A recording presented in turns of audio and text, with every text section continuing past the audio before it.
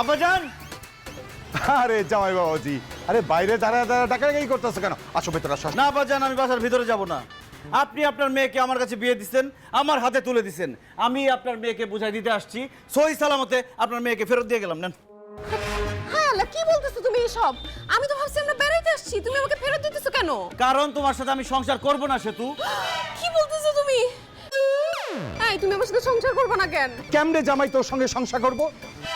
তুই এখনো আকরামরে ভুলতে পারস নাই। এটা মনে হয় জামাই বাবাজি বুঝে ফেলাইছে। আকরাম, এই আকরামকে।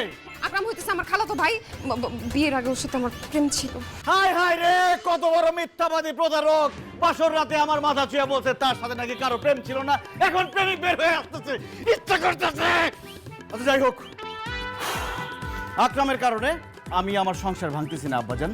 তাহলে কেন ভাঙতেছো? বুঝতে পারছি জামাই বাবাজি, আসলে